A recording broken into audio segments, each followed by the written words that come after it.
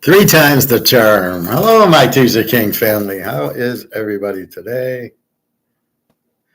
I am fine.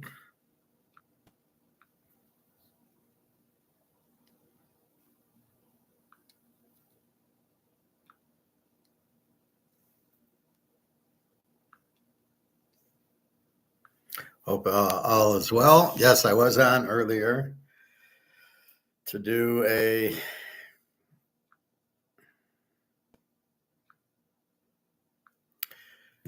I just wanted to point out as comex was dumping, not to be worried that it was just price fixing by the Fed and it's paper gold and it's derivatives. So don't think everybody's selling or profit taking or anything like that. As I look what's happened. It's gone exactly back up as it should because it's only the 10 o'clock drop that does it. So at 10 o'clock, it drops from 23.59. So it dropped 27. And then since then, it's went 23.32. I think I was on at 23.50.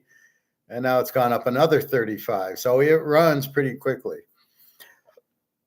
So now we're back to 23.83.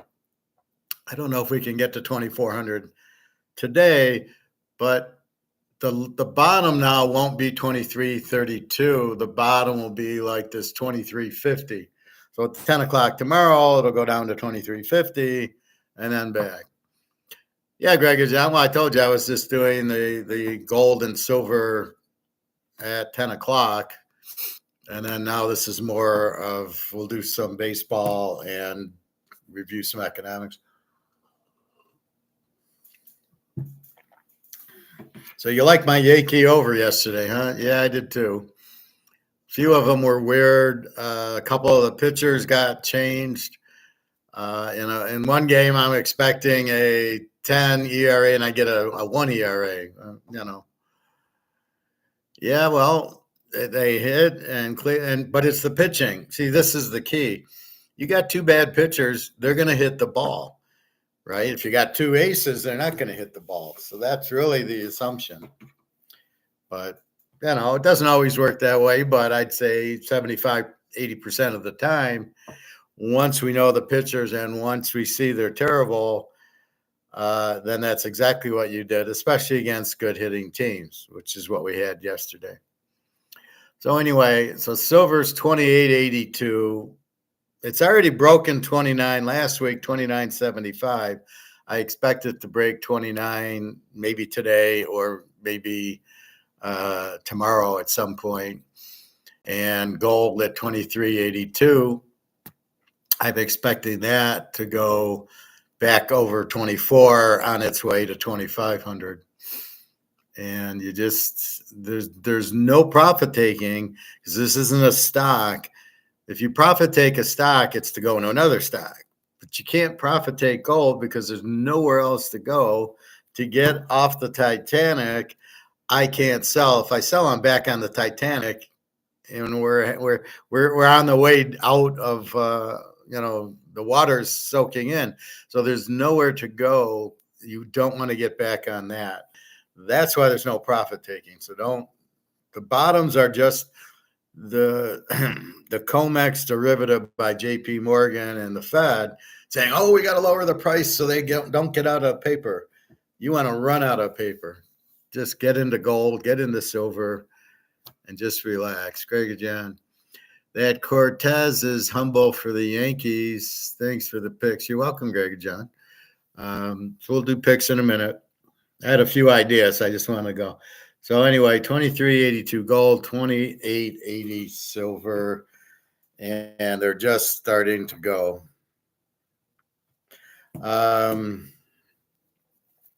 What else? I've been applied to 2 jobs today, so we'll see what happens. It was weird. I did my unemployment, and then I got an email saying your thing's been updated. And I'm thinking, well, I didn't update anything. And really, there's nothing to update. My address was fine. It's really nobody can get into it. You got to get my my email and my password. So I don't know what that was about, but I'm expecting a check tomorrow. That's the beauty of unemployment. You do it today, you get the check tomorrow. But now I'm up for 2 jobs, so we'll see. Again, I keep getting the resume sent, but no word. Thursday, I have an interview at 1. So that's a real interview for a real job. The other one I just got submitted for. Who knows? Anyway, so thinking quickly about a Ponzi scheme, I'm thinking about, okay, this is the amount I want to get paid. And we're agreeing close to it. And then I realize, well, what am I going to do when the dollar goes out? How much am I going to get paid with the gold back currency? I mean, think about it. You're making $90,000 in this crap, which is losing its value every day. So the 90 grand you're getting paid is maybe 80 grand, but you think you're getting 90 grand. And then it dawned on me. So if I get 90 grand, am I going to get 90 grand in the new currency? If we go to a gold back currency, will it be adjusted for, I assume if it goes 10-1 for a gold back, I'll get, I'll lose $10,000, but I'll get gold back. And then it dawned on me, well, wait a minute. What a Ponzi scheme. Everybody's getting fucked because everybody's going to their job and they're losing money. They're losing pay every day because their dollar's not worth what it was. That's the first way you're getting screwed. And then the second way you're getting screwed is if we go to the new dollar. So if you think about it, everybody in the country is getting screwed because they're getting paid in inflated dollars. So you're making 100 grand. No, you're not. You might be. It's like getting $100 bill. It's not worth 100. So your 100 grand's not worth anywhere near 100 grand. Maybe it's near 80 grand, maybe 70 grand. So you're getting screwed. Then you got to worry when the new currency comes out, what are you going to get? So I'm getting I'm getting 100 grand in this, that's worth 80. And then this goes out, or maybe it doesn't. I mean, look at Zimbabwe. The kid had a whole stack of money that would equal to $1. So wait a minute, how are we going to get paid with the new currency coming out? So 100 grand of monopoly money means you're not getting paid anything. So what do you do? How do we live? Because you're gonna, if you're getting paid in worthless dollars, you're screwed. And then the worthless dollars you take to Kroger's and you get eggs and milk with them. You need that wheelbarrow. So this is just thought I had. It's like, how much do I make with the new currency? I don't want to ask that question because they'll probably not give me the job. There'll be too much. It'll be way over their heads. Then it's how much is, so as this currency goes down, everybody's so the whole country's getting screwed in American dollars right now. Right? Do you realize that you make 100, you make 200, you make 75. Everybody's getting paid in cheaper dollars. The whole country's getting fucked over by these idiots who are printing and printing and printing the dollar because the MMT boys say, "Oh, just keep printing. There's no consequences." So 330 million people are getting fucked over because the dollar isn't worth what you think it is. So 100 grand it's not 100 grand. It's 70, 60. The first problem. And then the second problem, when the currency goes out, are we going to switch to a gold back currency? And then you're making 100 grand in this crap. How much do you make in the gold back currency? And what is the correlation? Well, that they'll probably tell us. In Zimbabwe, it's even money, but here it may be maybe it's 60% or 50%. So it'll take you $200 to get $100 of the gold back currency or something like that.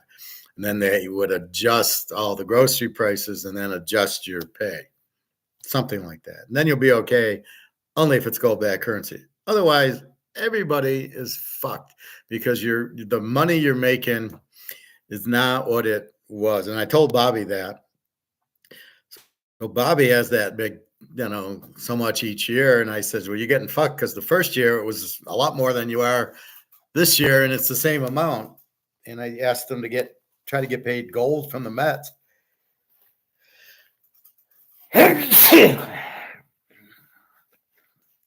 Maybe I am allergic to the computer, Greg John. So he's losing money because the money he got the first year of the contract and the money he gets the 10th year of the contract are way different. So if I was a player, I wouldn't sign more than a 2-year, 3-year contract because you go out 5-6 years, you're getting screwed because the money you're making in 6 years is not what it is this year. So anyway, keep that in mind. So the whole country's getting royally fucked as they print more and more garbage monopoly money. Just FYI. Now, if we get gold back, that's fine. Then it's gold. You're not losing anything. The other thing is, as costs go up, you can't buy as much gold because, you got to put more costs in the groceries and in the electricity and stuff like that. I just signed a new lease. Fortunately, my rent didn't move, which I was shocked. So I'm like, oh, okay, I can handle that. And so between Social Security and getting a new job, I'll be fine. I can buy more gold. That's all I care about. Anyway, I just wanted to get that Ponzi scheme taken care of because even I was thinking, wait a minute. I mean, $100,000 now and $100,000 and this money is not what it should be worth. So they're actually paying you less. But then what's your alternative? You'd rather get paid $100,000 of this currency than nothing. And yes, it buys less, but it's still income coming in until the system breaks. And then it'll be what does everybody make?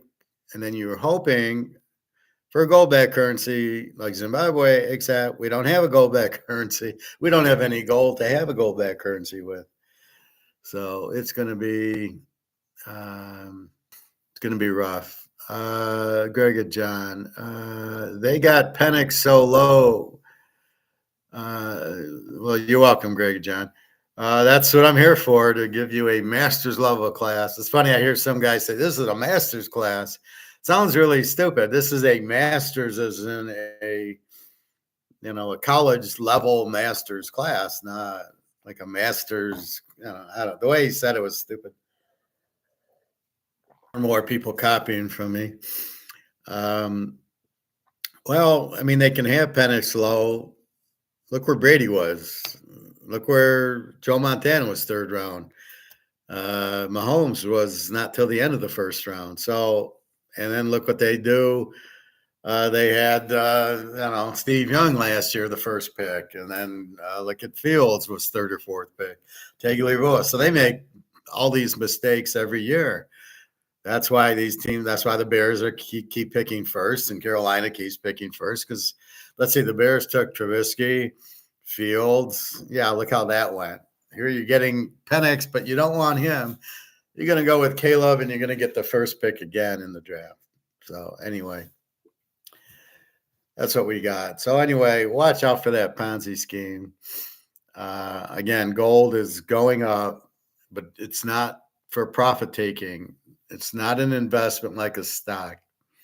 After baseball, I'm going to get into like gambling and investing. Like you're gambling on your bank on the money, but you don't realize it. So I'll get into that later. All right, let's go to baseball. We got Minnesota and Baltimore, 6:35. It's 4 o'clock now. We got Louis Verland for Minnie, 0-2 with a 9 ERA against Cole Irvin, 0-1 with the 8.10 ERA. Baltimore's 130 with a 9 over/under. Now, the only thing with Minnesota is they don't score a lot of runs. They are very weak hitting. But I'm not going to trust either pitcher. So we're going to go over in this game. Mostly because the pitching's so bad. Now the question is Baltimore over 9. Very small because Minnesota's not that big of a hitting team, but Baltimore is. I think there'll be a lot of runs scored. And I just think that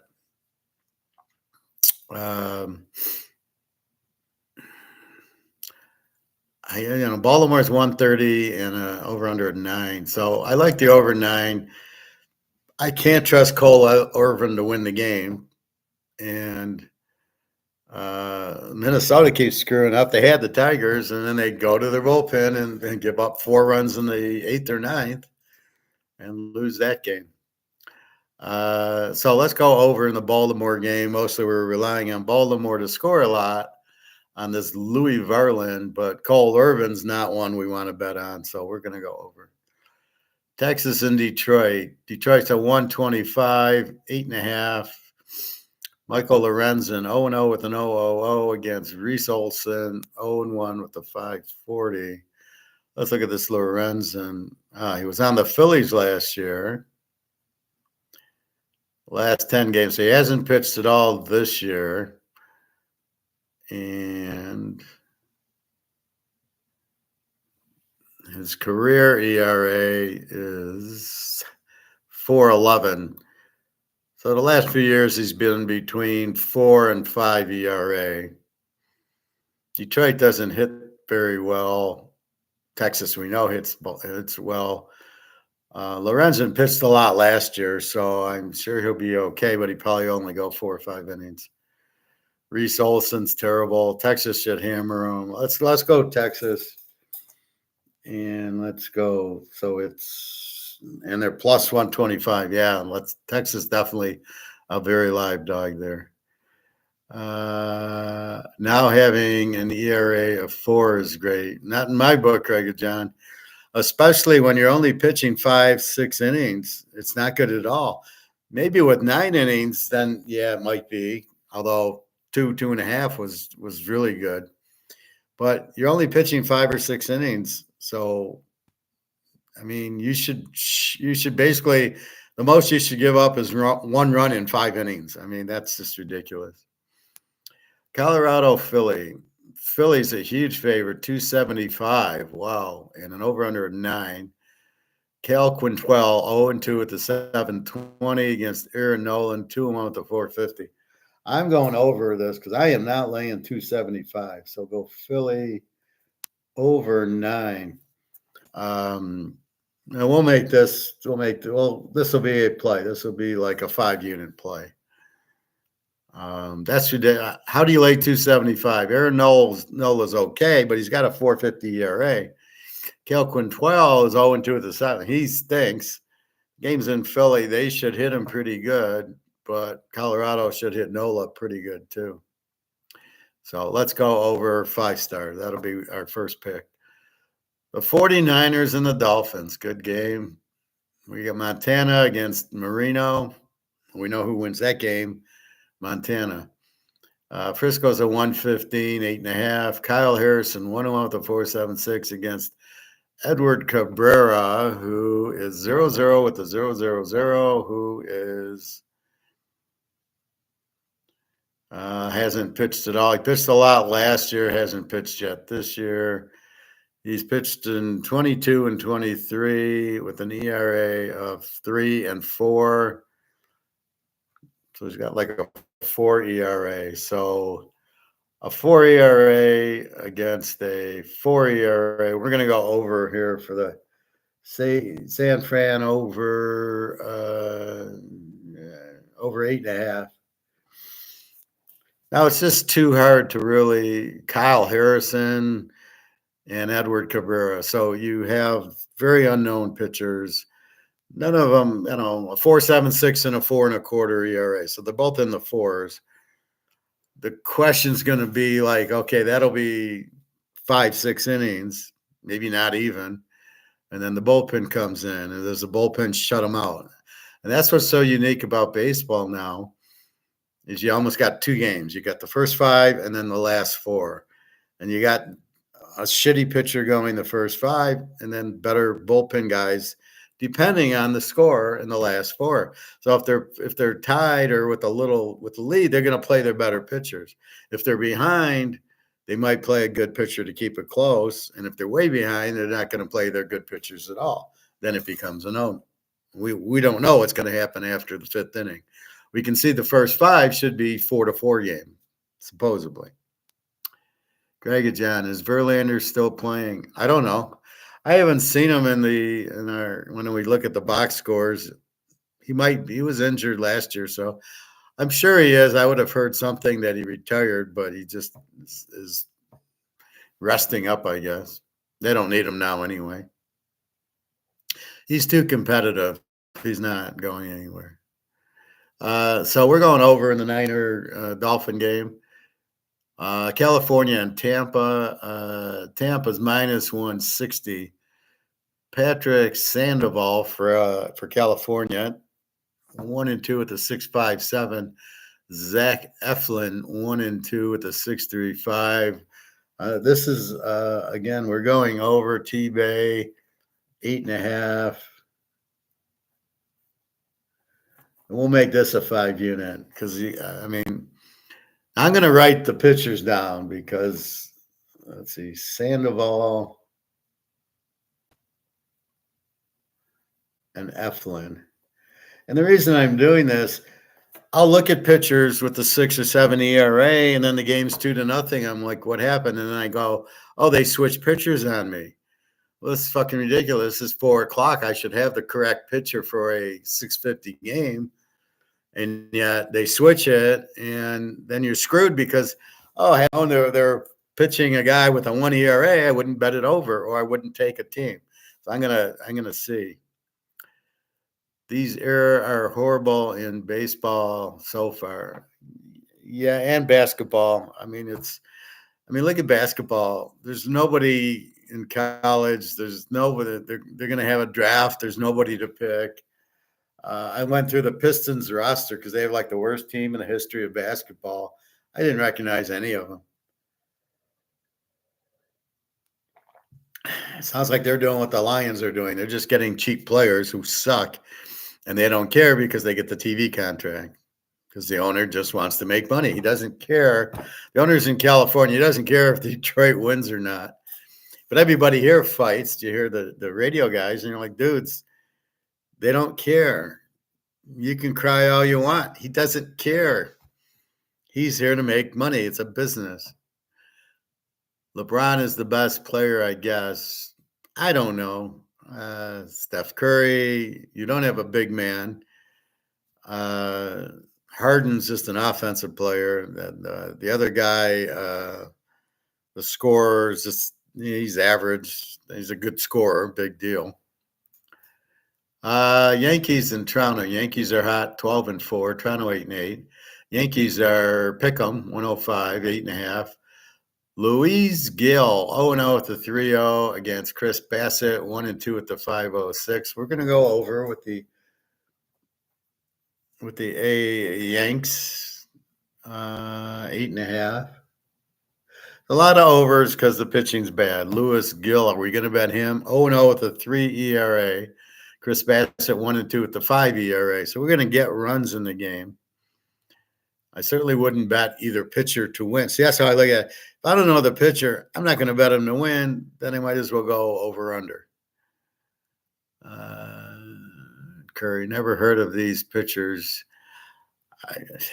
It's a joke. This is the other problem with baseball. You've got 32 teams. You don't have talent for 32 teams. That's what hockey was so great. When they had the original 6, you knew you had the greatest talent because you only had 6 teams. So the best talent, you only needed 6 teams of talent, right? And then with the expansion now, like here, 32 teams, where are you going to get? So each team has 10 pitchers. Where are you going to get 310 pitchers? There's not 310 major league pitchers out there. Then they get injured and you need another 50 pitchers. You don't have you only have maybe one starter per team that's any good. Occasionally, you'll get two starters on Houston or Texas because Verlander and whoever. That's it. You don't. It's this game's so watered down. No wonder they're in a hurry. Oh, it's the 10th inning. Oh, why don't we just load the bases and play from there? Actually, I thought they should just have home run derby. I mean, if you're not going to actually play a normal game in the 10th inning, let's have home run derby. And then I think they put the guy at second every time in over an extra inning. So the 10th, the 11th, the 12th, they're all start with the guy on second. This is fucked. It's really fucked up. Oh my God.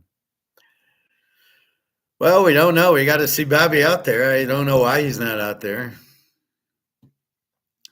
I think I could hit 400 today.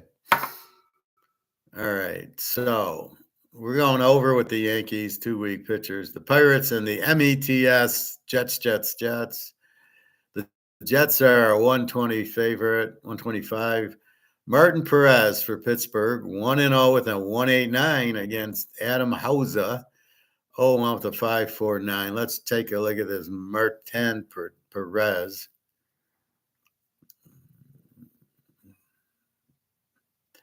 He's pitched 4 innings against Miami to open the season, 1 earned run. Beats Washington with 6 2/3, 2 earned runs. Then he loses to Detroit. Oh yeah, he got screwed. He gives up 1 run, and then they go to the bullpen and fuck him. So yeah, that's too bad. So he's 1 and 2 run. Yeah, he's pretty good. So he is Pitt against the Metis. Yeah, let's go. Let's go Pittsburgh. Pittsburgh should be a good play there. And they're the dog. Yeah, I like them. They're 11 and 5. It's not like they're a bad team. KC, Chicago. KC 10 and 6. The White Sox 2 and 13. They're just getting worse and worse. KC's been hot. KC's much the better team here. Seth Lugo for KC 2-0 with a 1.45. Nick Destrini 0-0 with an 0.00. Let's see. This is first game of the year against Kansas City. Yeah, he did nothing. Yeah, this is his first. All right. So the White Sox suck. They're going to the minor leagues for pitching. Let's go KC. I think that's an easy one there. KC. Guys 2-0 with a 1.45. They've been red hot. They hit like hell. Yeah, go KC. Beat Navy. The Chargers against the Packers. San Diego, Milwaukee. Good game. I'd bet it over if this was football. Although now with Harbaugh, I'm not sure he got rid of all my receivers.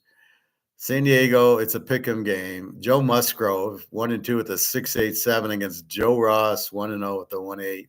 We're going Milwaukee. This looks way too easy.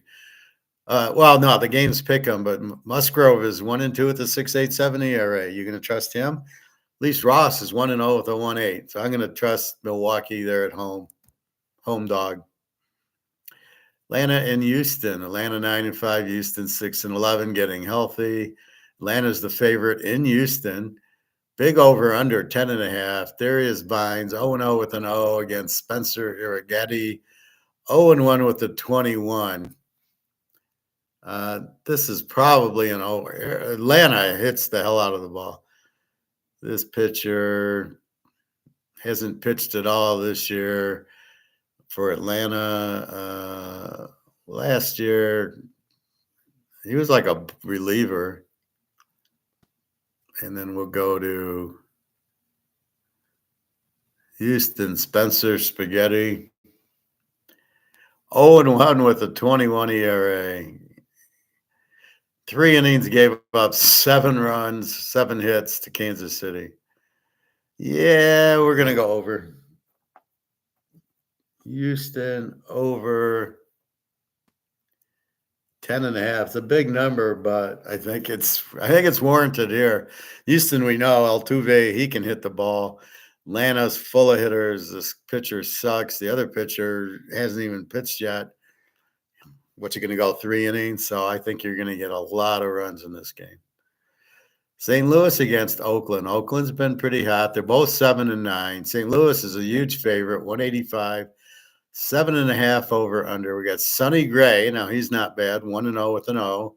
Ross Stripling 0-3 with the 5-0. We'll go St. Louis in this one. I like Sonny Gray. Ross Stripling I've heard of, but he's 0-3 with the 550. So I think St. Louis gets the W, and they're a 185 favorite. The Cubbies against Arizona. Arizona 150, 8.5. Ben Brown 0-0 with a 6-1-0 against Merrill Kelly for Arizona. 2-0 with a 2.29. Let's take a look at Benny Boy. It's Ben Siegel, not Bugsy. Let's see. All right, Ben, what do you got for us? Ben Siegel. First game, 1 2/3, gives up 5 hits, 6 earned runs. Then he gets better against Colorado. 4 innings, gives up 1 run, and then 4 innings against San Diego and gives up no runs. So he got roughed up by Texas, and then Colorado and San Diego. But he only pitches 4 innings. Big guy, 6'6", should be playing basketball. All right, this is the Cubbies in Arizona. Boy, I'll tell you, I don't know. Merrill Kelly. Yeah, he pitched. He's good for 4 innings. Yeah, I'm going to pass on this. I have no idea.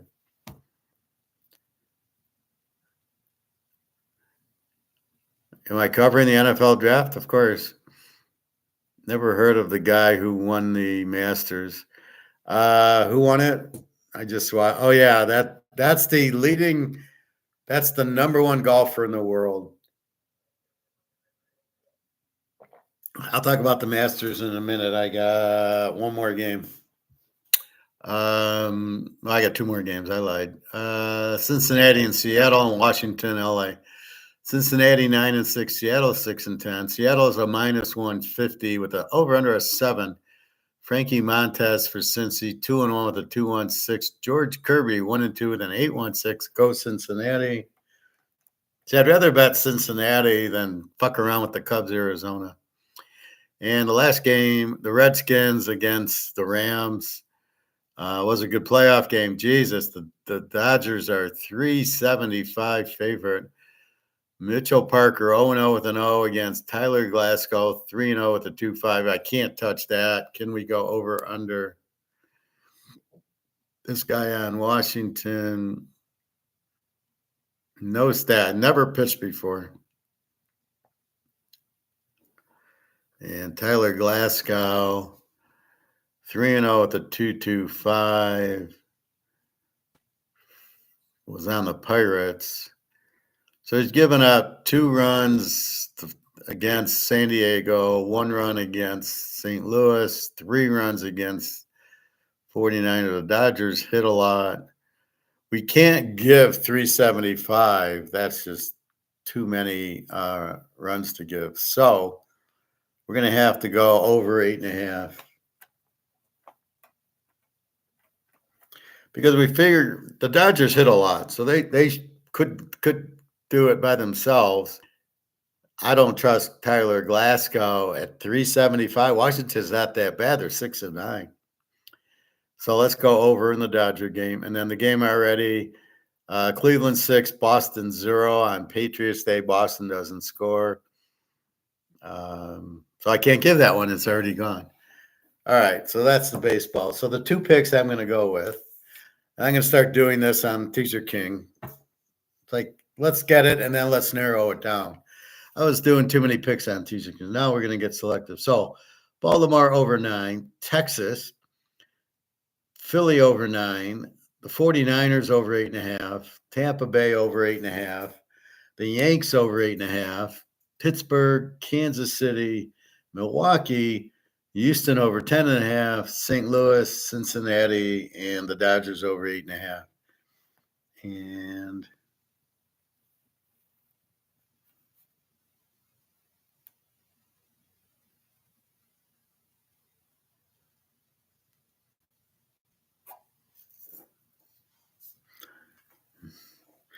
And I think so. My two picks are going to be Philly over 9, Tampa Bay over 8.5. Those are the two. Bet very, very small. It's too early right now. We're gathering data. We're gathering stats. A lot of the picks it's really hard to do. So let's just be cautious with them. So just starting to get into the groove, starting to figure out. There's a couple we can figure, but let's just play it very carefully now. TK, I feel bad for the pitchers of the past who didn't make it, as now I think they could have a chance. Well, that's true in any sport. Look at basketball. I mean, all the guys that couldn't make it when Bird and Magic were around, and all that talent that was there, Kareem and Jordan and Karl Malone, and now you got nothing in the NBA. It's terrible. All sports are getting bad. So the Masters, the golf's got a big problem. So I never heard of the guy either. Scotty Scheffler, apparently the number one pitcher, the number one player in the world, which I hate because it's such bullshit. Why do they have to rank anybody? You can't rank them because it's all different golf courses, and it's who knows. He plays good on one course, not on another. I don't buy into this number one ranking. It's like college football, number one ranking. It's bullshit. I never heard of the guy. The guy, I was sleeping, was terrible. I like the guy from Sweden. He had charisma. He smiled. He was friendly. You rooted for him. When you got the double bogey on 11, you're like, dude, you never hit left on 11. You hit it to the right side of the green, and 12 you hit to the middle of the green. That's how you got to play those two holes so you don't go in the water. I mean, you got to be careful there. But the guy who won it was so boring. Golf has a major problem. What do I tell you? You need the Mickey Mantles and the Willie Mays and Barry Bonds and Joe DiMaggio. You need charisma, right? You need Walter Payton and Gale Sayers, and you need guys that you want to watch. Okay, I want to watch Magic and Bird. I never was a Jordan fan. I was a Detroit guy. So I wanted to watch Isaiah. But you want to watch. You got to have somebody to watch, but you don't have anybody to watch. I mean, it's like, but I don't want to watch Scotty Scheffler. I mean, the guy's just so boring. Okay, you make good shots. I kept rooting for him to double bogey a couple holes.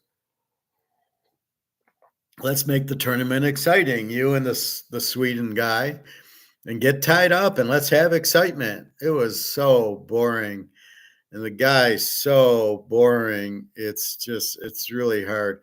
I don't know. I was thinking about this. So, you had Arnold Palmer, and then Jack Nicklaus and Lee Trevino, and then you had Tom Watson. Even Tom Watson was exciting to watch with Nicklaus. And in the 80s, you had Ray Floyd, and then you had Seve and Nick Faldo. And Seve, you love. I mean, he was very, like, you wanted him to win. He had emotion. You need the emotion. And then you got Tiger, and then you got Jason Day, and it's been hurting. I hate Jordan Spieth. I hate him. I loved it when he went into the 12th hole and shot 20 balls into it in the Masters that one year. I hated that Dennis Johnson guy. And then all these guys, this Scotty Scheffler sucks. So you don't have even the Nick Faldo, Greg Norman, and and Seve. I mean, they were Brits, but Seve was Spanish, but they were great. I mean, Greg Norman, you always wanted him to win. He always choked. Mickelson, you kind of rooted for, but this guy, I didn't root for. I didn't want him to win. I wanted the Swede. Why did I want the Swede and not the other guy? Because the other guy's boring. golf has a major, major problem. If this is your best player, nobody gives a shit. Nobody wants to watch him. Uh, very, I mean, this guy needs to work on his charisma, his energy. I'm not saying to fist pump like Tiger Woods. I hated that, but I mean, just like Sevi, you just wanted him to win. You liked him. I think that's the big problem. I don't like anybody in baseball. I don't like anybody in basketball. I don't like anybody on golf right now. They're just all blah. Even these John Rahm, and then these other big linebackers, Brooks Keptica, and the other guy. No, dude. Big linebackers play football. They don't play golf. That's why they get injured. You do not. The biggest thing I see is you don't get muscular in golf. You don't build this up in golf. You don't want big arm muscles. You want thin arm muscles. Or like Jack Nicklaus had big legs and thighs, but he wasn't muscular like Arnold Schwarzenegger. Arnold Schwarzenegger couldn't play golf. He's got too big of muscles. You need speed, not muscles. Club head speed. Chichi Rodriguez, scary player. These guys are not even 200 pounds, can hit the ball far in these guys. So it's just there's no charisma in the game. It's so fucking boring. And Jim Nantz needs to go. He's horrible. What is going on with that guy? And all the announcers used to like Ken Venturi sitting up there, or Jack Whitaker and all those guys. Now the announcers are just horrible. So sports has a problem. They've all gone to this talky, chirpy announcer who's terrible, and they're just losing it. Right? It was such a special Sunday. I even went to the pool and got home to watch the back nine, and I was asleep. I mean, it was so boring. It was just brutal. But yeah, I mean, if Steve Seffler's your number one guy, you got problems. I mean, Xander Schauffele is always a choke. And who do you got? I mean, who's out there? That one guy, Ricky Fowler, always chokes. Phil's 100 years old. VJ Singh, like I was reading the scores Friday, and they all these guys that you knew, Fred Couples, they're all in their 60s. What's Fred Couples doing out there? He's embarrassing himself when he gets to play around at Augusta. Yeah, this is a tournament, and you shouldn't be playing there. And the Brits, Sergio Garcia, he's too old. He doesn't have game. So when I looked at it, I liked the Swedish guy. I thought he had some charisma. I wanted him to win. The other guy, Hamp or Heen or Hero or whatever, what a choke he is. And like I said, I was just, it was terrible. It was just so pathetic to watch. Anyway, the golf is big trouble, and there's two tours, which what's the point of that? I mean, where are you going with it, fellas? So this tour is all over. I mean, if this is your guy, you got big trouble. And they keep bringing up Tiger. Well, Tiger did that 25 years ago. That's the highlight for the golf, is to talk about what Tiger did in 1996. I love it.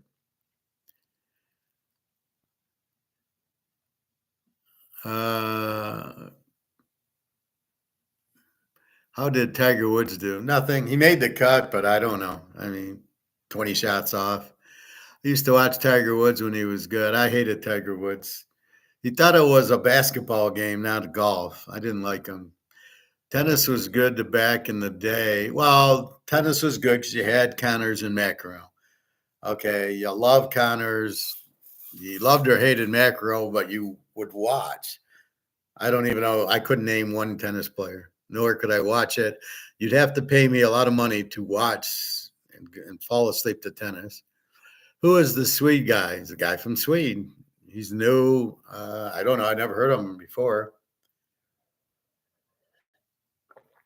But in the Masters and these major tournaments, they get invited. You'll see them in the British Open. They get invited because they won the European or whatever, and that's what you'll see. So you see some of these guys you never heard of on the British tour or in Europe and other areas of the country, and so I liked him. See, there was something about him that I said, yeah, I like this guy. And then the Scheffler guy, I watch him and I go, I hope he throws it in the water. I rooted against him because I couldn't stand him. He was just too boring. Sports don't have any icons. Well, that's what we keep saying. There's no baseball, there's no Mantle, there's no Mays, there's no Barry, there's no Clemens, Derek Jeter. Where do they all go? And then I think they all go play football, to tell you the truth. And then basketball's losing it. The draft, there was some big guy drafted a year or two ago. I never heard of him, and I've not heard him do anything. I don't even know. I don't watch the NBA. It's way too boring, and I have no desire to watch. I don't like it. All it is a bunch of 3-point shooting. There's nothing in. There's no Kareem. There's no Dr. J. There's nothing that would, because you're not dunking the ball and you're not getting it in. So it's all 3-point shots, which is extremely boring. It's the analytics. Well, they can shoot 10%, but they get 3 points instead of 90%, and they only get 2. So because they get 3 points for an outside shot, then everybody shoots 3. So the analytics is ruining the games, all of them. Let's go for fourth down because the analytics say 51% of the time you get it, but they don't. It's just like the MMT guys, right? You can keep printing money. It doesn't matter. It does matter.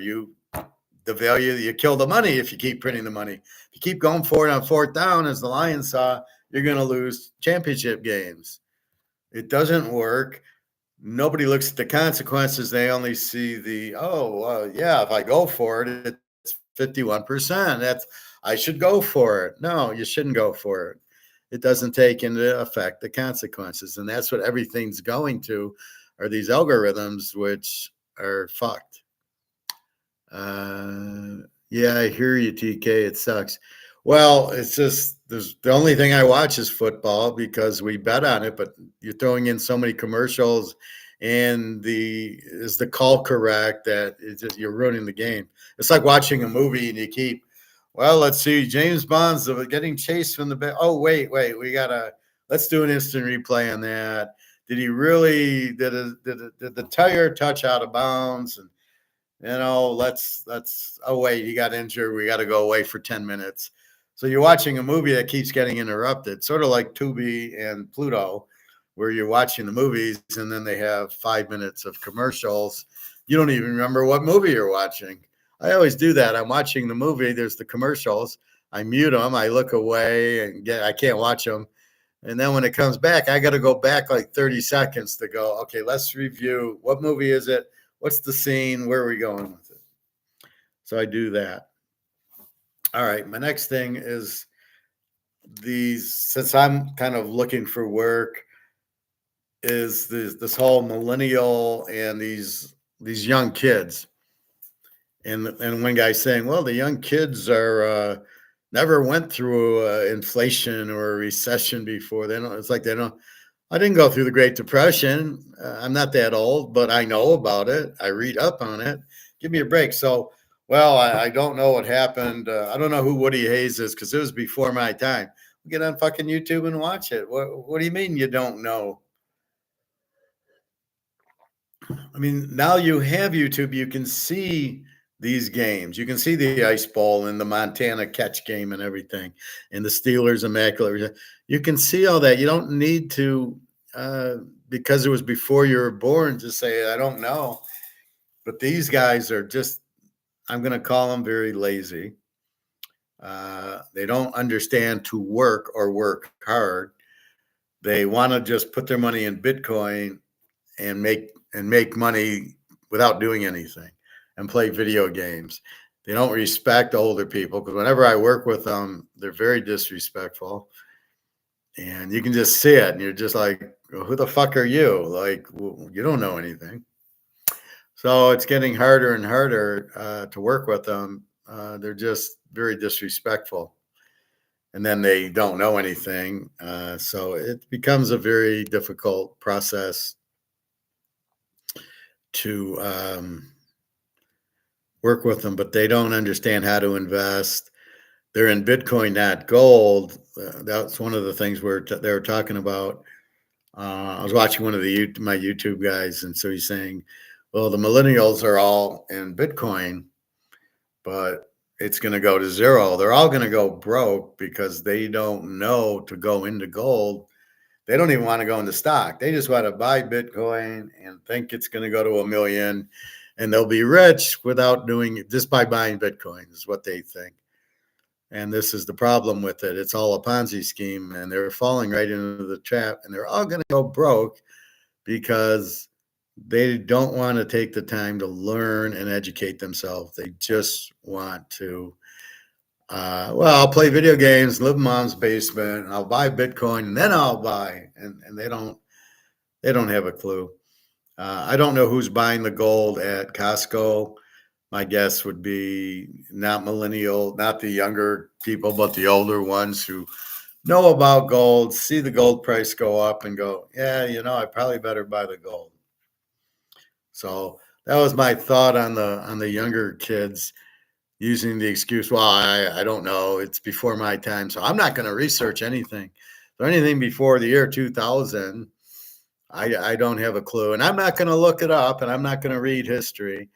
And I think the other problem is they go to school now as communists. Um, Basically, not teaching them gold. I know, Greg John, you say that a lot. Why don't I teach? And when they're not going to let me teach Austrian economics.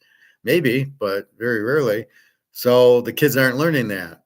I learned it in 1993, 4, 5. I was getting my master's in Austrian economics and corporate finance. And so I was able to learn it. Now, if you went to that school, I don't believe it's Austrian at all. And so therefore, they're not getting the proper education. And the education they're getting is to be a Keynesian and be a communist or a socialist. Same thing. Socialist, communist, same thing. Government takes care of you. So they don't want to work because they want the government to take care of them. Whatever money they have living in mom's basement, they're going to put into Bitcoin. So their whole existence is, I want to work. I'm going to put my money in Bitcoin. Oh, look, it goes up. I'm going to make money. How about gold? Oh, no, gold doesn't go up fast enough for me. Look at gold sitting there. Oh, it went up $50 today. Oh, but Bitcoin goes up 3,000-4,000. It also goes down 3,000-4,000. And it's in money, so it's going to go to zero, but gold won't. But they don't want to learn that. And they really have a hard time learning. What they've learned is, you know what, I'll not work, let the government take care of me. And I'll play video games at mom's, and I'll buy Bitcoin. What a life. If the government takes care of me, well, that's the plan. See, in capitalism, free market, we all take care of ourselves. I don't want the government taking care of me. Social Security is different because you stole it from me. I just want my money you stole back. So as I'm working, making money, and I'm paying 7.65 in the Social Security, and the employer is matching it, that's 15% I'm losing. I want my money back, and I'm not relying on the government for it. That's a little different than a handout. I'm not getting a handout. I'm getting my money back, and I'm still got to pay tax on it. It's unbelievable. Uh, my nephew went to look at a truck, was all rusted out for 8,000 inflation. Because he has the engine problem, costs him 10 grand. Well, have him go look at other trucks. I mean, you can't stop. Don't you go on these sites and they show you the cars? But 8,000 inflation, what does that mean? Inflation hurts the value of the dollar, not the prices. So the guy's selling it at 8,000, it's all rusted out. I just walk away going, I don't want to buy a rusted car that's going to last me 6 months. I'm sure there's other used cars, but we'll see. Um, but I understand your point. Anyway, so that's the problem. They're growing up socialist or communist. Oh, don't get a job. The government will support you because they want votes. And this is the problem with government now. All they want is votes. They want to get reelected. So that's not the point of the government. You're there to represent us. You're going to be our representative, and we want you to do this, that, and the other. Not, well, I'm going to do whatever I want to get money from the lobbyists, and I'm going to do what I can to get reelected because this is such an easy job. It's as easy as the millennials. So I'm just going to take the money. And the problem I see is the millennials who are going to go into government are all going to be socialists and communists. And our country's basically fucked because you're not going to have free thinking Austrian type of people who want freedom for the people, good money, good laws. No, they want oh, we'll take care of you. Just vote for me. You won't work. You stay in mom's basement, play video games, and be just pathetic in life because you can't do anything. I can handicap football games and I can talk economics. That's because I worked for it. What are you guys working for? So you can play video games and do and buy Bitcoin? You think Bitcoin's going to save you? It's not going to save you. You're going to be in big trouble. Now, this is a general statement, not aimed at anybody in particular, aimed at what I'm seeing in general, right? So, this is the big problem with our country. I mean, before when I grew up, it was very individual. You would think of what you're going to do for work. It was always, what are you going to do when you grow up? Now, I'd hate to ask that question to the socialist millennials. Oh, I'm gonna play video games down in the basement and buy Bitcoin and let the government take care of me. Well, as you wake up and realize that the government's collapsing because they printed too many dollars, which you don't understand because you don't understand economics, the boat is sinking and you don't understand that. So when the boat sinks, you're not going to get any money from the government. You're on your own. Now what are you going to do? See, that's what they're teaching you, not to do things on your own, but to let the government take care of you. And that's wrong. I do everything on my own. I don't get any help. Like I said, Social Security is different because you stole it from me. I didn't have a choice, or I wouldn't need it. If you let me keep my money, I would not need it. Anyway, so I am back to eating. Yesterday, I did have two meals, I believe. Not big meal. Like today, I had an avocado and a grapefruit and a hamburger. I cooked hamburgers this morning. So that was my lunch that I just ate at like 3:30, and I will eat probably an omelet, throwing a lot of veggies and a hamburger, and that'll be dinner probably about 5:30ish. When I'm done here, 5:30, 6 o'clock. Now, I did the show this morning was so people understand what's happening with gold. People get scared when they see it go down if they don't know what they have. If they don't understand it, it's not explained, you do get scared. But that's why I went on. I wanted to say, don't worry. This is the government, JP Morgan, doing derivatives, paper gold to knock the price down, not people selling or demand. It is strictly the government trying to force the price down. So it's not free market. Then after that happened, what's happening? Free market and the gold's up $30, $40. So just so you understand that nobody's selling the gold because then you got to get back on the Titanic and that's it. So just realize that gold's going up because the dollar's devalued to nothing. The dollar's monopoly money, and if you want to survive, you're buying gold. And nobody will say it but me, so I'm saying it. Oh, I don't know why gold's going up. Why can that be? Well, because of inflation's money printing. You've printed the money to zero.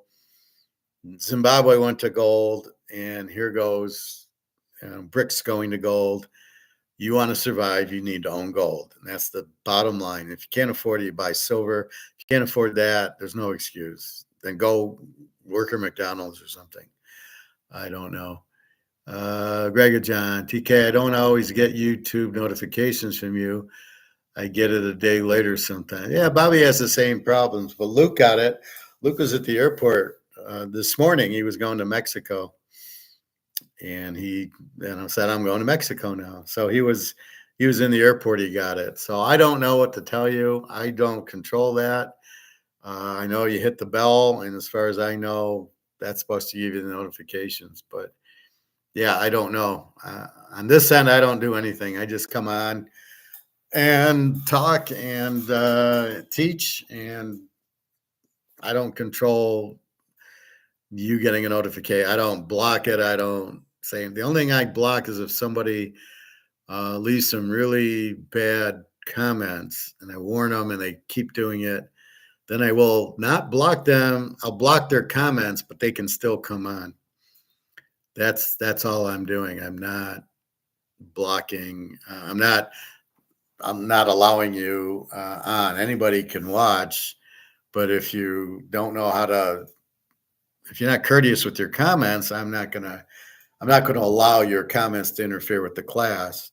So you just can't leave comments, but you can still learn. Like the guy from Canada, I was watching a Canadian thing yesterday or this morning, probably yesterday, and Canada's going bankrupt, and they're having a huge housing crisis and huge inflation.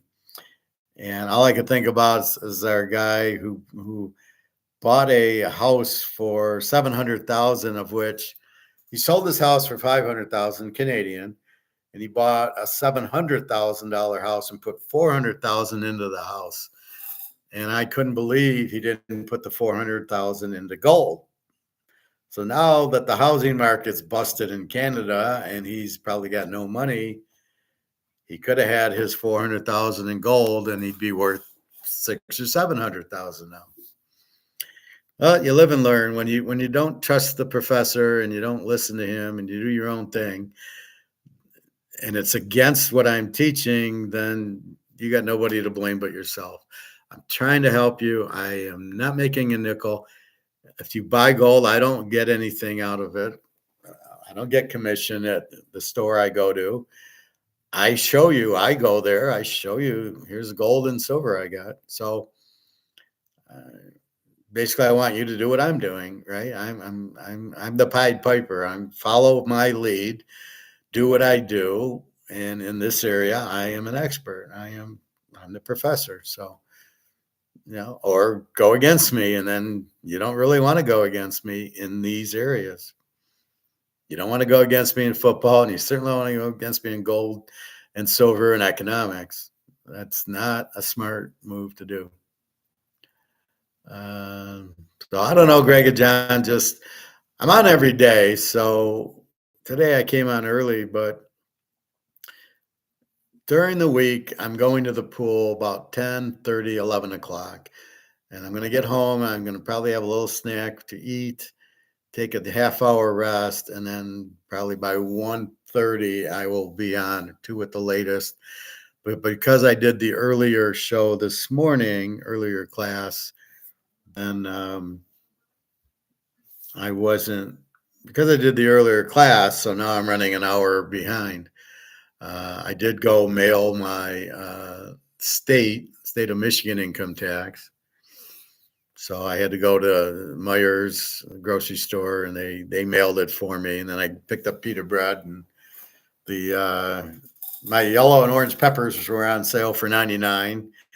And so I got some of that and a couple of grapefruit and stuff like that.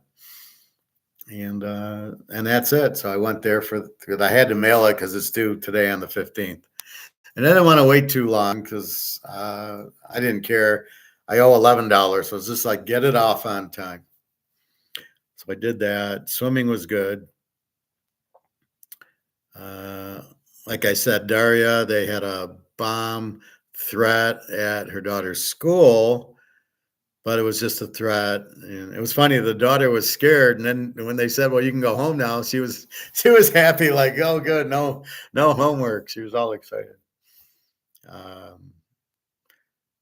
But it's weird. They're getting bomb threats. This is St. Pete. In Moscow, they're blowing up a mall. So they're trying to edge Russia into a war that they don't want to be in, that shouldn't even be And why we're provoking Russia is beyond me. But um, it's insane. But Putin's smart. He won't nuke because he knows there's no winner. He's got the upper hand, so why would he nuke? He's got all this gold, 25, 30,000 tons, so he wants the gold price to go up. So him and China are pretty much blocking these little derivatives that the US do to lower their price. I'm sure they're behind, for sure, China and India and Saudi Arabia are behind jacking the price up because when you own the gold, you want a higher price. When you don't own it, like the US, why we're so stupid and we still don't buy gold, we're going to need a gold backed currency. Or what are we going to do when the dollar goes out? See, everybody doesn't understand it. The dollar goes out, in theory, it'll be like Zimbabwe. Their dollar went out, they came out with a new one. That went out, okay, now they came back with a gold backed currency. You always have a currency as a medium of exchange so you can go to work and buy stuff with the currency. So that's all that's going to happen. This goes down the toilet. Goodbye monopoly money, and then they'll have a new bill. And if it's not backed by gold, it'll go to zero. And nobody will have confidence in it. So they need to back it by gold. So we should be buying it. But you won't have barter. I mean, these are done by people that don't understand economics. And this is why I bitch about those people. They don't understand economics. Don't listen to them because they don't know what they're talking about. CBDCs, if they're not backed by gold, they're just fucking waste. They're worthless. I'll keep my gold. Thank you very much. I'm out of the system. I can't go to zero. I do not have to turn it in, and I will travel to Switzerland if I have to. But I'm not gonna. I'm not gonna keep money in the bank, and they say, "Oh, you can't get it out. You got to buy T-bills with it." Whatever the bullshit excuse. Um, I'm not going to play their game because I'm going to play our game, and I want you in that. So let's see. NFL draft. Oh, and I want to talk about gambling.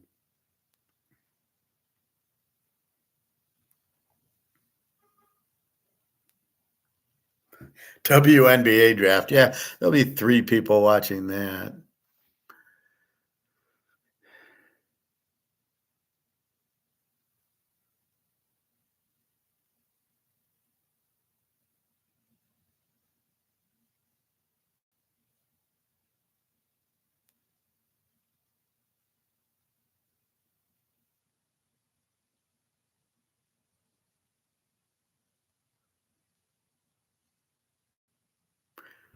JJ skips Vikings program. As Justin Jefferson waits a big contract, he stays away from Vikings voluntary workouts. Oh, okay. I thought they were talking about JJ McCarthy. I'm going, what the fuck's that guy doing? All right, let's go to news. Any news coming up? So the draft's next Thursday in Detroit. You'd have to pay me like $1,000 to go to it.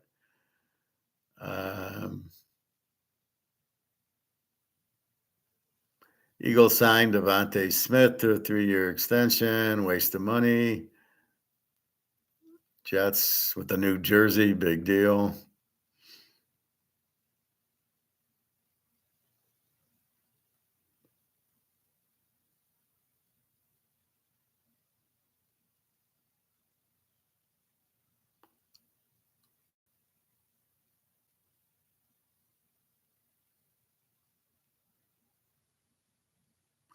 Really nothing.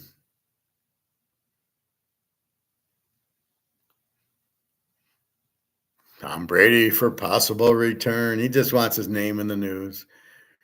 After you sit out a year, you're done. You're not going to do anything.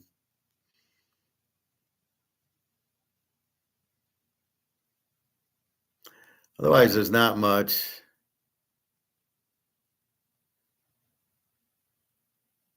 Yeah, it's just draft primers. So, not much going on there.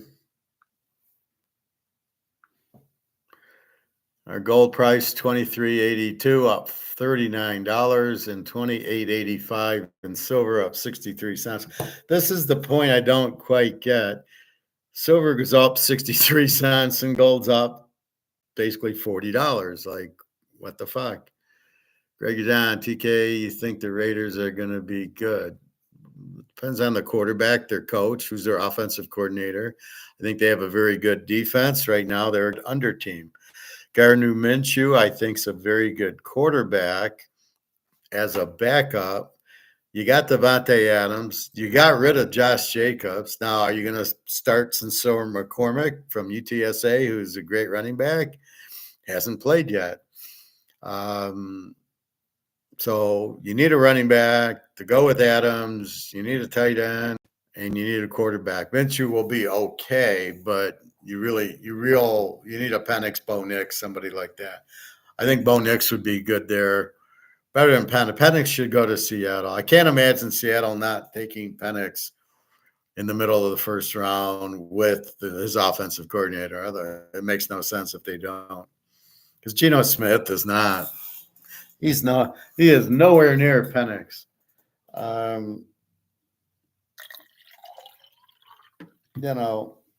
Look, if Brock Purdy can make it, Penix is 20 times better than Purdy. So is Bo Nix. So is Daniels. So is Hartman.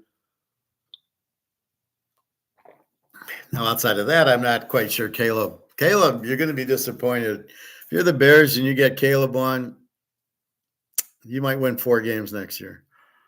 Caleb is not a good quarterback. Okay. He fit the Oklahoma system at USC.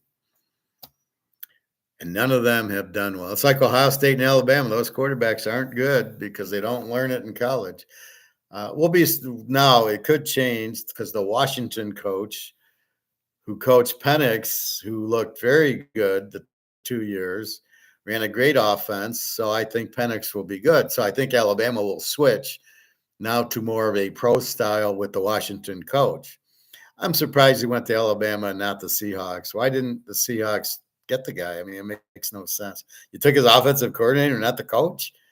Well, what is that? You lose Coach Pete for an offensive coordinator? I mean, that's just stupid.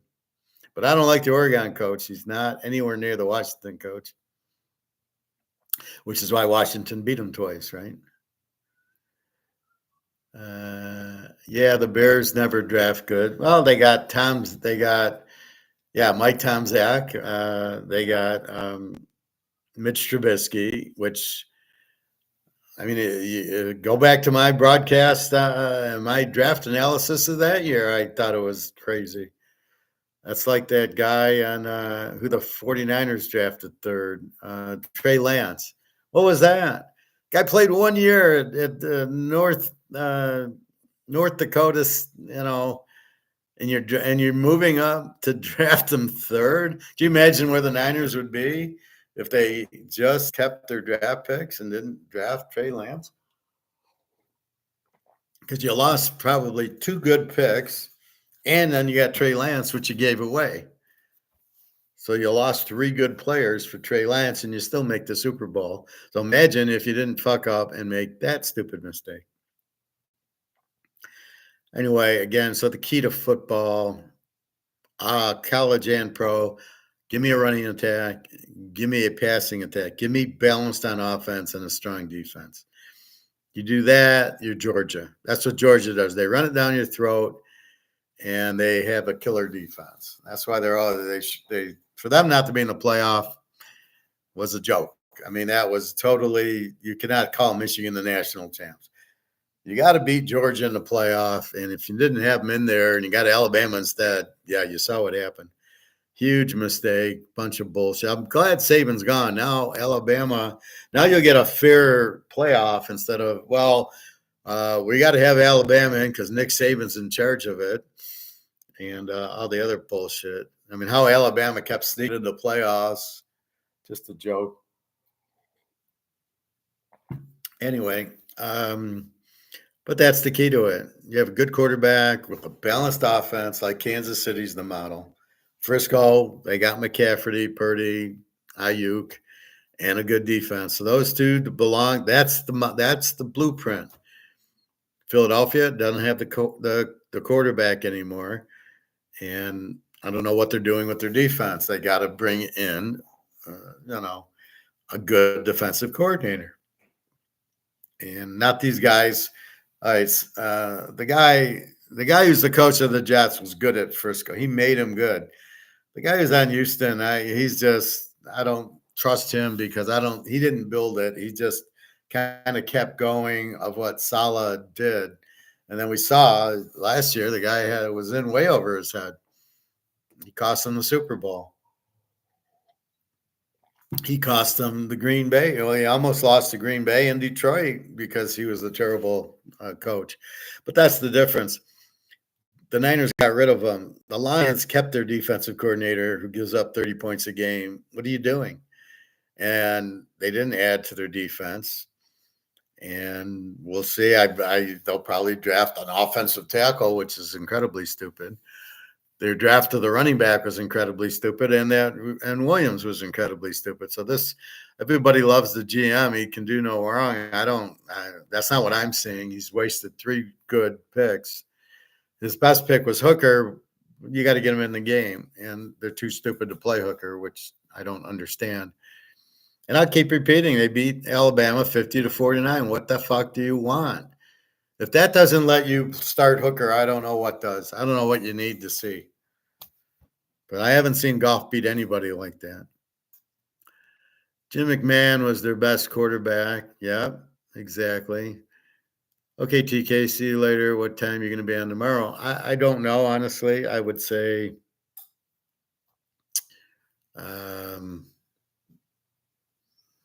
I don't know. Probably around 1:30, 2 o'clock, my guess. Again, I like swimming early. See, I'd hate to go swimming now.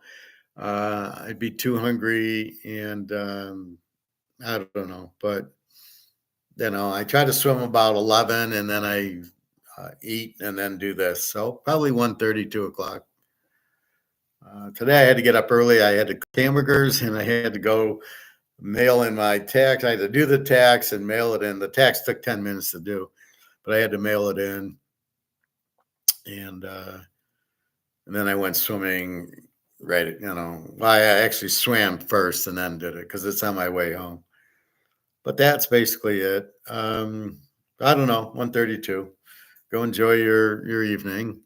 I don't have much left. So again, you've got to understand what's going on. So the last thing is gambling. And I'm really thinking that everything's gambling. See, we think gambling is going to the casino and playing blackjack and craps and playing poker, betting football, but it's also Bitcoin and gold and buying stocks. They're all gambling. Do you know what you're doing? I think the biggest problem is people don't realize they're gambling. When you buy stocks, you're making a big gamble. You have no idea what you're betting on, and you lose your ass probably 8 or 9 out of 10 playing the stock market. So you don't know, so you just jump into Microsoft or Amazon because they're going up, and you want to make money. See, why are you gambling? Because you want to make money. Why? I mean, really, you don't want to lose money, right? So I'm watching The Gambler with James Caan, and the guy says, I never made a bet in my life. And, so that's the point. Do you really want to gamble?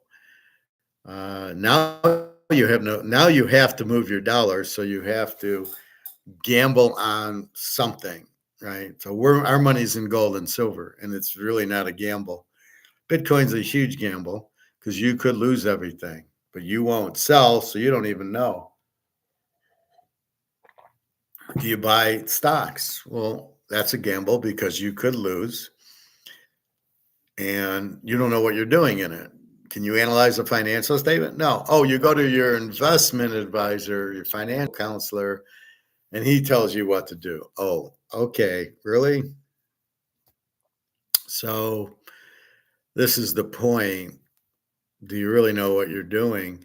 but you're risking your hard-earned money. So you're going to work, getting paid in inflated dollars, taking those dollars, and you're doing a 401k at work that you don't even touch. It just goes, you just pick a mutual fund because BlackRock's running it or something. And then whatever you got left, you might buy your own stocks with, or what do? You're going to go gamble it. You're going to go play blackjack. You're going to bet football with it. And this is why people lose their money, but you don't even understand is the money that you have, you've already lost. It's not worth what you think it's worth. So gambling / investing, most people, I would say 99% are going to lose because they have no idea what they're doing. They don't understand the risk. What do? I look at the best return on investment. I can read financial statements. I know good stocks to buy and not, and I know it's all made off, so I don't even get into the stock market. I won't gamble on stocks. I stay out of the bank because that's a huge gamble. Betting baseball, I got to be very careful with. I do bet football, but I know it cold, right? So I understand when I make a football bet, I'm betting on Mahomes. Thank you very much. So I get that. So I limit myself to Mahomes and Joe Burrow and good defenses and things like that. I get it. I don't play this stupid fantasy. I don't play how many yards would Joe Blow get. I don't play all that crap because I'm going to lose at it because I don't know and I don't want to know. So that's really the key to it, is to understand what's really going on. And that I think will help you the most. So before you do anything, see, should you really be talking to a financial advisor, financial planner, or investment guy or a stockbroker? No, you don't know them, right? So should you trust them? They only want the commissions off of you. So you got to understand that they're helping you for the commissions. That's it. So you got to be careful with that. Wait a minute. This guy doesn't know me. He doesn't care if I win or lose. All he wants is the commissions. Again, we go back to attack on Wall Street. I don't care if you lose 60 grand in your life savings. I got the commissions. That's all I cared about. I scammed you into giving me your money so I could make commissions on 60,000. You're broke. Oh, darn, that's too bad. And then he sees them, a couple months later. Well, did you recover?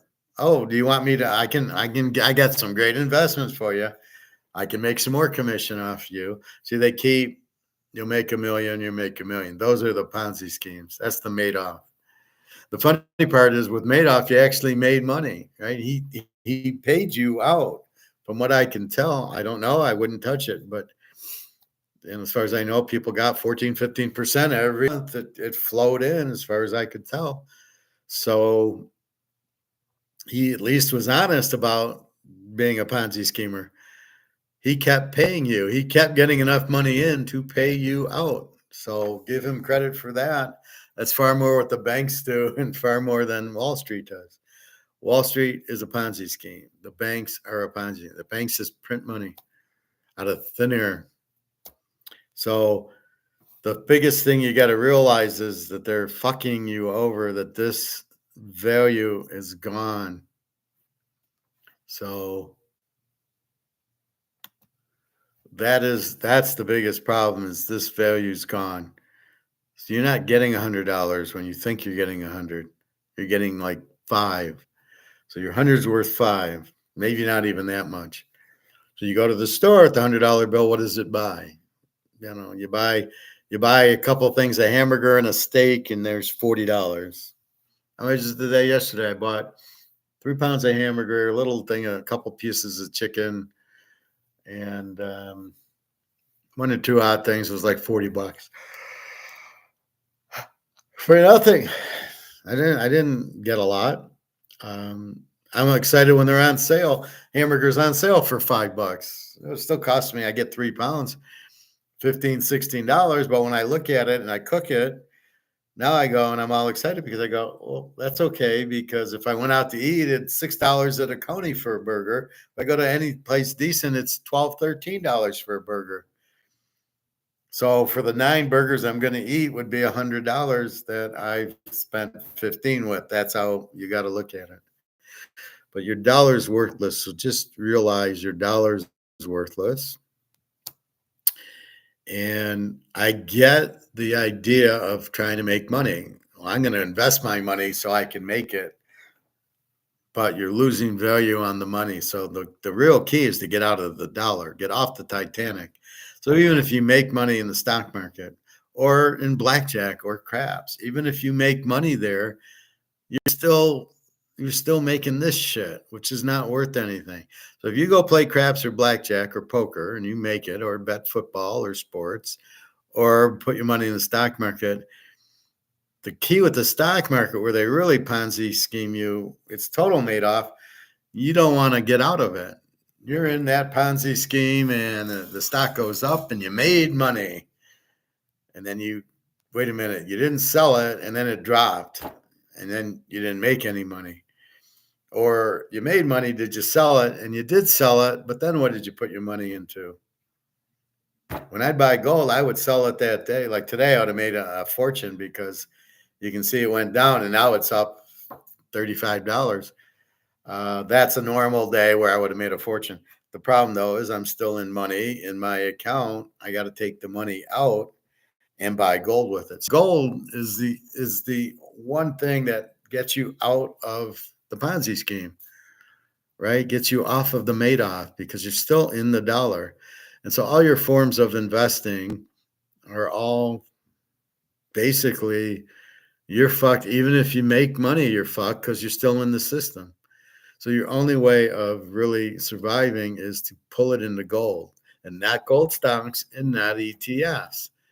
Oh, I'll buy an ETF, then I'm in gold. No, you're not. You're still in the paper because you don't get physical gold and you can't get it. So you basically own a stock, which is nice, but again, it's not money. It's you're still in paper, you're still in Madoff. You're still in the Madoff world. So the only way you get out of the Madoff world is to actually buy gold and silver, which is finally starting to wake up and finally going and getting value for it. And that's really what you need to understand about anything else. You're fucked. Even if you make money in Amazon, you make $5,000. You're still in the system. You've got more money and you got more monopoly money in the system, but you're still in the system. You've got to get out. And the only way to get out is gold and silver. Even if you're in Bitcoin and you're one of these little millennials and you think, oh, Bitcoin went from 30,000 to 40,000. Big deal. You're still in the system. Sell your Bitcoin and go into gold is the only way out. But if you stay in Bitcoin, you didn't make any money and you're just waiting for it to drop because it will drop. It will go to zero. It has to. So anyway, that's the gambling piece. So if you buy stocks, you're gambling. If you're in the bank, you're gambling because your money's being printed and it's very obvious. And you're all Keynesians because you're going to school, the young guys here, and they don't know any better because they're not taught it. Just rely on the government. Don't buy gold, buy Bitcoin to get rich. So you're still in the system. You're not going to make a penny till you're out of the system because the system's going to crash. And when the system goes to zero, as every system that's not backed by gold has done since the Romans, it goes to zero. Only here, the American system's going to zero much quicker, thanks to the clowns and who are running it. And the BRICS countries are saying, we don't want anything to do with it. See, they all got out of the system, right? All the BRICS, Russia, China, India, Saudi Arabia, South Africa, they're all out of the system. They're all into their own little system that has gold. They're out of the system. Beautiful. Zimbabwe's out of the system. Argentina, you still got problems, even though you got this conservative guy. I think they're trying to make him look bad to say, look, the conservative guy didn't do anything either. Let's go Keynesian. That's what I think they're doing. Because if he didn't back his money by gold, it doesn't matter what he does, how how many he cuts isn't going to help him if your money's not worth it. So unfortunately, he doesn't know what he's doing. There's many types of economists, so it's unfortunately, but um, that's why you got to know the right one. Hey, Greg and John. So, just talking about investments and the staying on the Titanic. So, even if you own stocks, if you own bonds, if you've got your money in the bank, you're in the system, you're on the Titanic, and you'll never make money being on the Titanic because the money's not worth anything. You're playing a game that you can't win because the money that you're playing with, even if you go from 1,000 to 2,000, is not real money. And the only way it turns into real money is to have gold and silver. Then you have real money. Then you're out of the system. And they can't fuck with the gold and the silver. So, how many people realize that? What do we got? 30, 40 people in class who realize it. The rest don't have a clue. You really just don't have a clue. Especially the millennials. Oh, I'll be in Bitcoin. You're in the system. There's no way the government's going to let Bitcoin thrive because it's not money. Firstly, they're not going to compete with it. They're not going to allow Bitcoin to compete. They don't allow gold to compete with it. They allow Bitcoin. The only reason gold's moving is BRICS is buying gold, saying we're going to have gold. They're not buying Bitcoin. And that's my point. If it was so good, why isn't BRICS having a Bitcoin-backed currency? Because it doesn't work. Greg and John, I wish we had more people. Love, I always like the broadcast the best. Live stream, I like the best. Yeah. Well, sometimes I get some, sometimes I don't. I get a lot that, like Bobby watches it. People get busy. And that's why I don't mind when I do it. I know this is kind of a dead time. At night, had a lot. And earlier, there was a Saturday or one of those days. I think Saturday I had 30 people, but then a lot more watch. But I'm amazed that there's one video I did on Zimbabwe and gold, and I got 400 views on it. And I'm like, what did I do? So I tried naming one yesterday, Zimbabwe gold and the gold price, and I didn't get 400 views. And all the other ones get about 50, 60 views. And I'm not worried about the views because I do it every day. And I'm basically saying a lot of the similar theories, right? Titanic and stuff like that. But I don't care. It's I know I'm going to get different people on different days. So it's important to be out here. I don't know how these guys get thousands of people to watch them versus me, but I think it's got to do with the money and the feed. But I will not go to commercials. I think if I did, I'd get more. But at this point, I'm not going to do it. I don't want to ruin the class so I can make $5. If I even make that, I don't even know how it works. Yeah, I like live stream because then you can ask questions that I can respond to. Do I promote it on Twitter? No, not really. I promote the football on Twitter. So I'll go on to Twitter and say I have a lot going today, or I'll say, oh, I went 5-0 on my locks yesterday. Time to buy, and I pick up a few people, but I don't really promote this on Twitter. I could a little bit more, send a link to it. Maybe it's a good idea, but this is, I don't know how I got 600 subscribers. Most of them are football, but I'm adding some economics people because of the situation. That's why I'm doing economics. The situation in the current conditions are nobody knows what the hell's going on.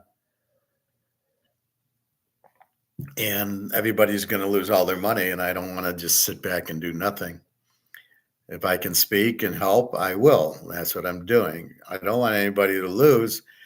However, there's nothing I can do. I can only tell you. And if you want to go buy a house for 700,000 Canadian, put 400,000, I can't help you if you're going to not listen. So I can only help people that listen. But anyway, that's where it's at.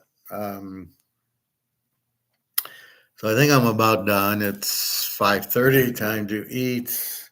And again, I did the class earlier. Let's recap. So baseball today, we got about an hour. I got Baltimore over 9, Texas, Philly over 9, Frisco over 8.5, Tampa Bay over 8.5, the Yankees over 8.5, Pittsburgh, Kansas City, Milwaukee, Houston over 10.5, St. Louis, Cincinnati, and the Dodgers over 8.5. The bets are Philly over 8, over 9, and Tampa Bay over 8.5. Why do I have so many overs? Because the pitching's so bad that I can't bet on the team when I got two bad pitchers. So it's more logical.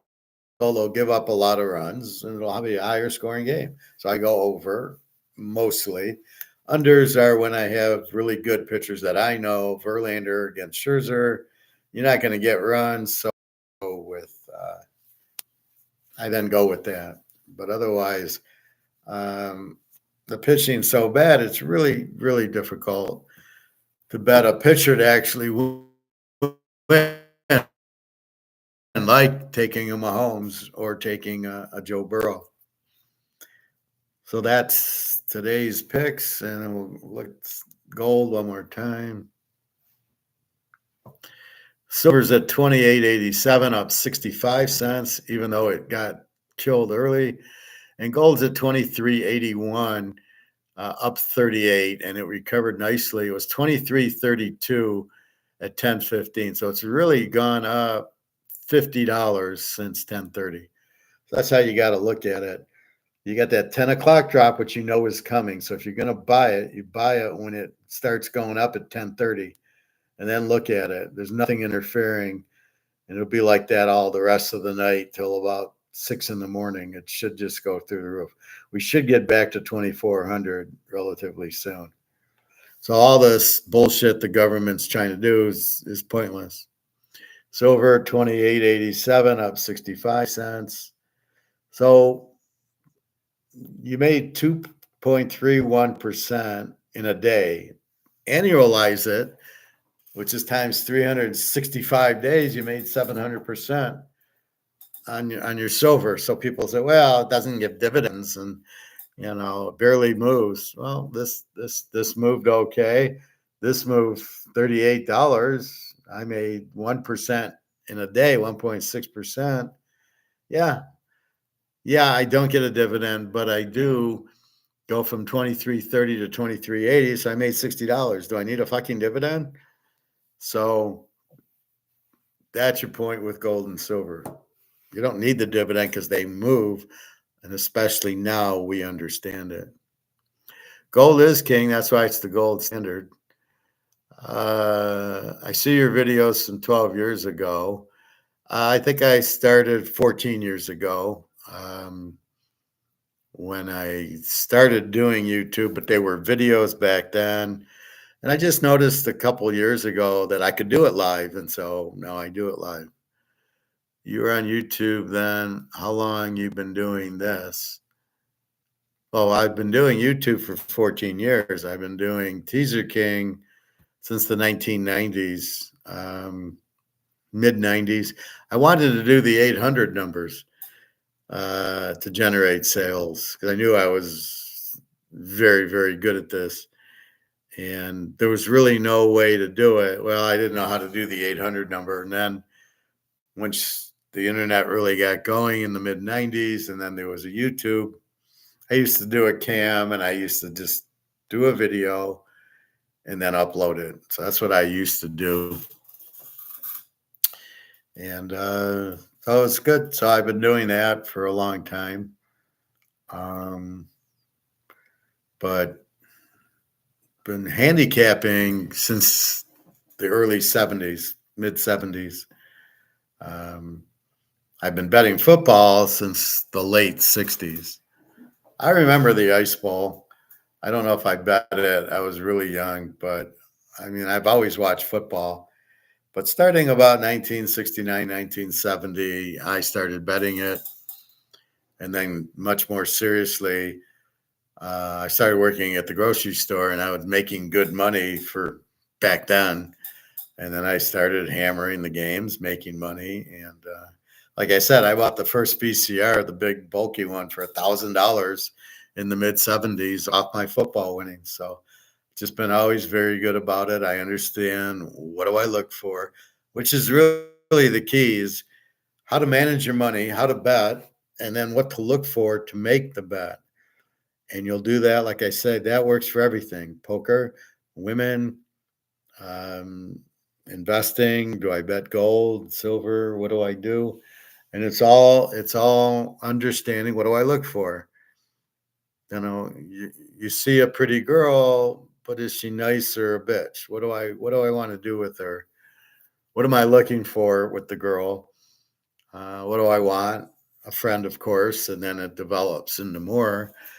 And you want to be able to talk to somebody you can be very secretive with, that you can trust, that will trust you. So you've got to test it. It's not just through looks. It's then, can I do this stuff? And then everything else you want to do with her. And that's very rare to find somebody that you can really trust, that's pretty. Maybe she's pretty but a bitch and you don't want to do anything with her, even though she's pretty, or she just wants your money, or she wants something from you. So that's not what you're looking for. So that's the key, is to understand what it is you're looking for to make any decision. Once you get that, then you're on your way. So yes, gold is king because you can't print it. That's why gold's gold. You can't print gold, and therefore it's king. I heard somebody say that today. I go, again, these guys keep stealing my stuff. But gold you can't print. That's why it's successful, because you can't. The reason everything loses value is you print too much of it. That's why the dollar goes out and the euro and every currency is going out. The Zimbabwe and the Argentina and the Brazil and Venezuela. That's why they all go out, because you overprint them. Because these idiots are in charge. They get greedy and they go, I'm going to print $1 million, and they put it in their pockets. I'm going to print me $1 million. Before you know it, they print all this money. It becomes worthless. And so therefore, the key is gold can't be printed. So they can't get more, so they don't want it. But really, that's the key. Just raise the price of it, and people will pay because they know you can't print it. And that's the key to gold, but you understand that. Anyway, 2381 gold, 2887 silver. I think we'll definitely see 2400 tomorrow and 29 in silver. There's no excuse for it not to go up, except for the derivative bullshit of JP Morgan and the Fed to try to keep the price down. But they got to back it with gold. That's the difference in gold and silver. They have to back it with gold. So if they do the derivative, they're stuck selling the gold at that price. And here's China.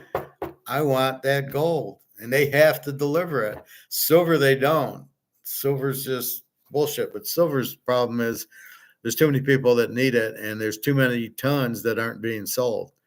So silver's getting, people need silver are going to start bypassing comex. But again, both gold and silver are paper prices, not physical.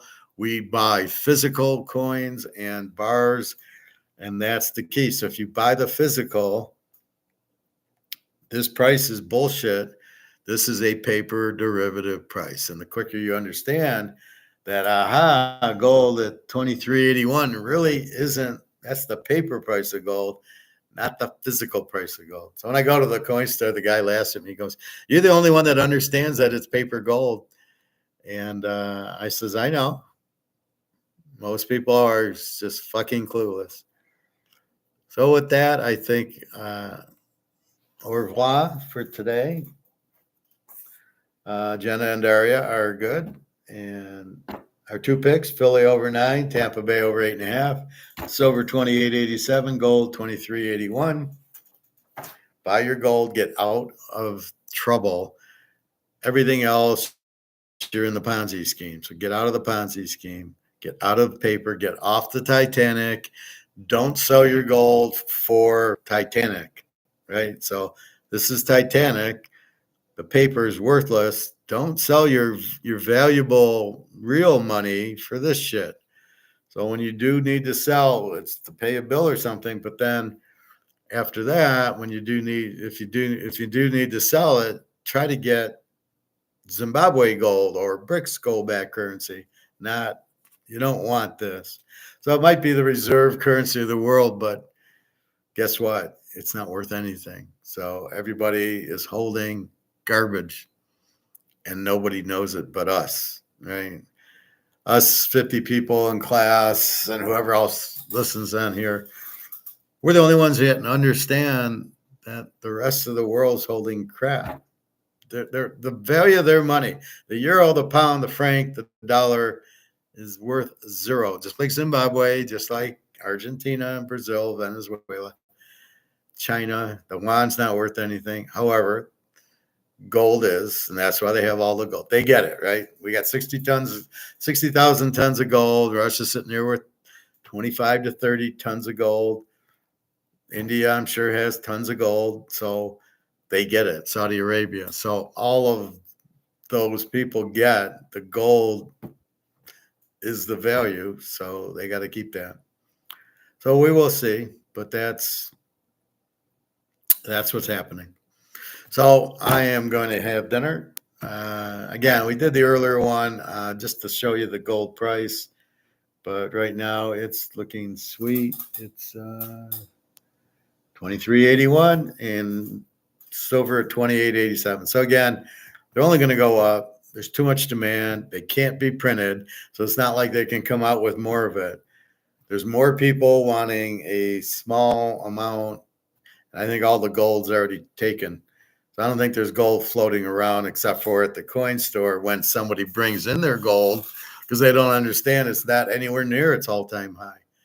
It's the all-time high in paper, but the physical gold will be 50,000 an ounce. Silver will be at least 2,000. Well, it'll go to 5, I guess. It'll go down to 1 to 10, but the U.S. manipulating it as they do. No, you got to stay in the dollar. And it's just ridiculous.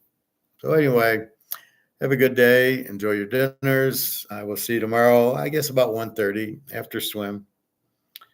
And that's about it. www.teaserking.com. All right, everybody, enjoy. Have a good time. Gold's nice and getting up there. Silver's getting up there. So just enjoy and board for the ride. We've left the dock, so just enjoy the boat ride. All right. Enjoy, everybody.